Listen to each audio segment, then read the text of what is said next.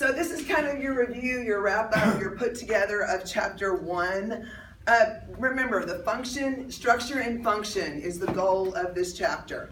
So if you will flip back with me, we talked about the greatness of knowing the parts of the skeleton, axial skeleton, appendicular skeleton. Hey, tell me real quick what the numbers are here on Shakespeare when we talk about his spinal column. What is it? 7, 12, 5, 5, 5. Name it.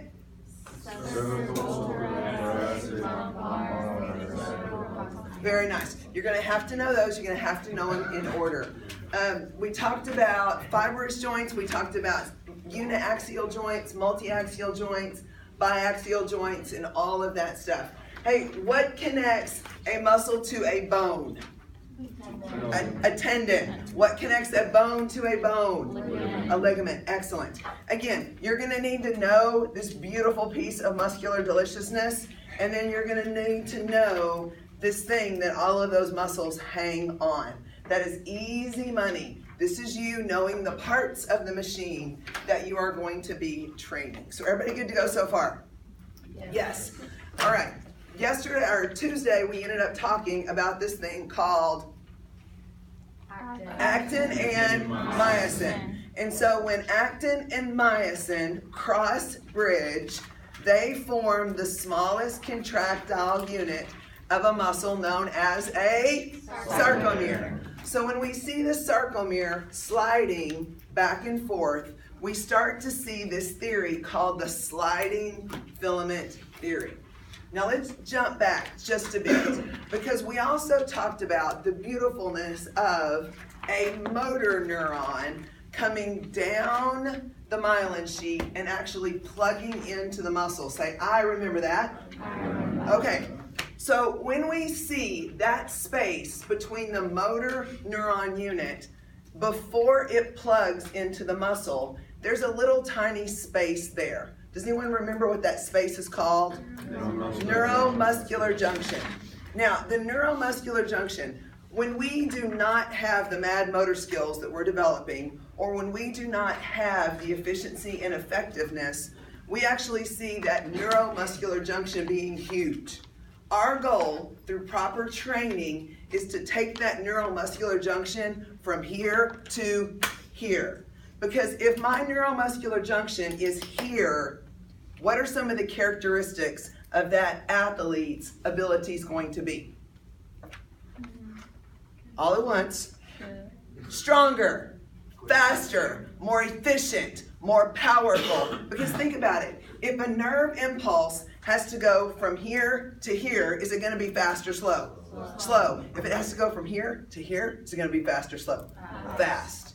So through our training programs, remember, think about this with younger kids. As we're teaching them these motor skills, guys, kids, their neuromuscular junctions might as well be the Grand Canyon, because they have this horrible awkward, and that's a sign that neural maturation through that myelin sheath has not really happened yet.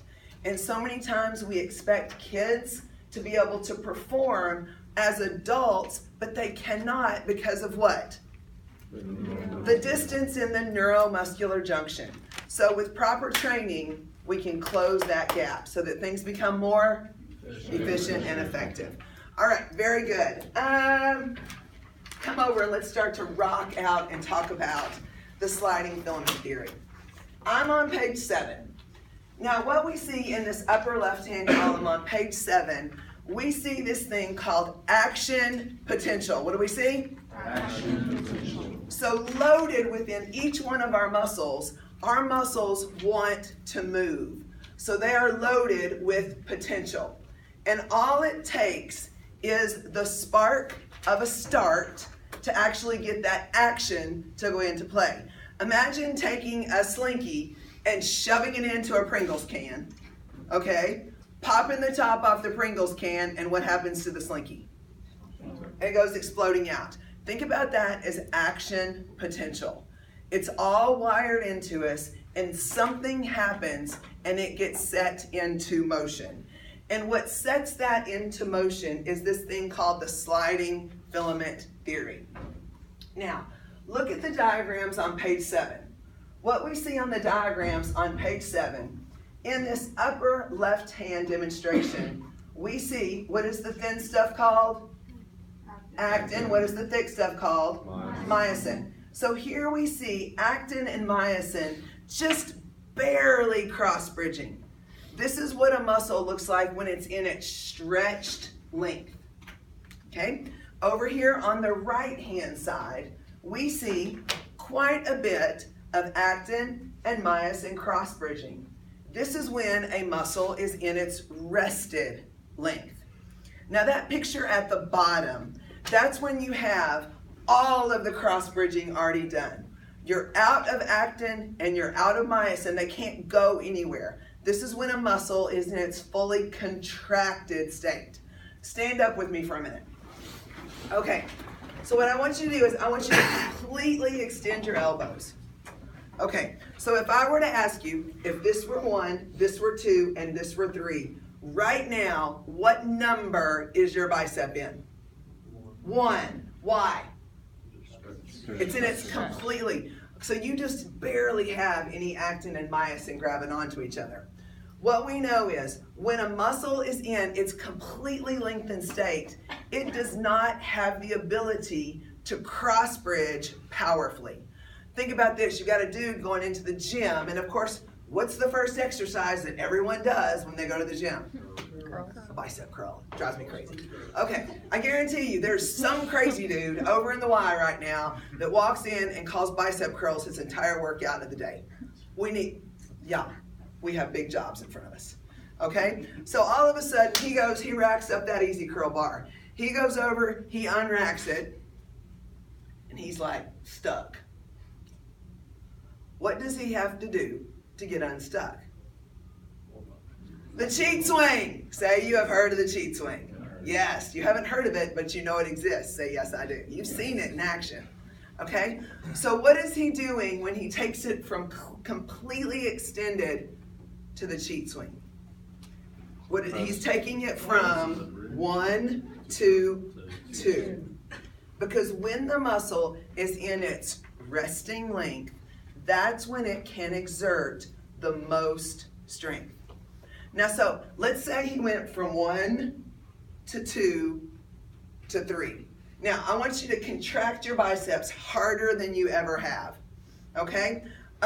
Remind me of your name. Michael, come up here for me. Do you mind? Guys, hey, Monday, Wednesday class, this is my friend Michael. Okay, Michael, I want you to completely lock your biceps. Don't let me open your arms. Okay, this is going to get pretty big. Okay. Are you ready? Sure. Class, are you ready? Okay.